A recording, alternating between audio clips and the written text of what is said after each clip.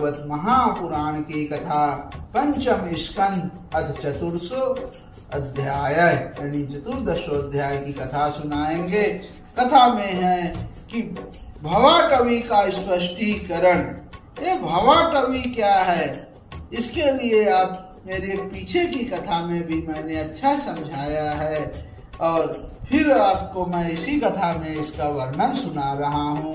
यहाँ श्री सुखदेव जी कहते हैं, भाइयों पूरी कथा सुनिएगा तभी आपको कथा का सारांश मिलेगा, अर्थ समझ आएगा।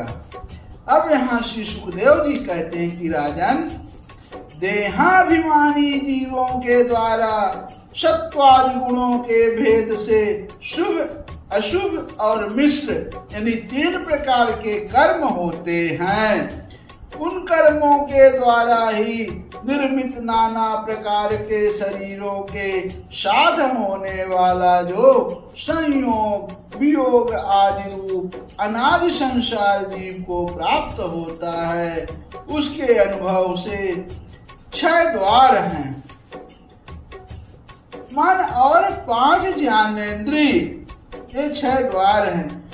उनसे विवश होकर यह जीव मार्ग भूल कर भयंकर वन में भटकते हुए धन के लोभी यानी बंजारों के समान परम समर्थ भगवान विष्णु के आश्रित रहने वाली माया की प्रेरणा से विहड़ वन के समान दुर्गम मार्ग में पड़कर संसार वन में जा पहुंचता है।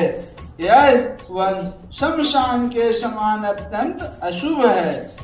इसमें भटकते हुए उसे अपने शरीर से किए हुए कर्मों का फल भोगना पड़ता है। यहाँ अनेकों विघ्नों के कारण उसे अपने व्यापार में सफलता भी नहीं मिलती, तो भी यह उसके श्रम को शांत करने वाले श्री हरि एवं गुरुदेव के शरणारविंद मकरंद मधु के रसिक भक्त ब्राह्मणों के मार्ग का अनुसरण नहीं करता।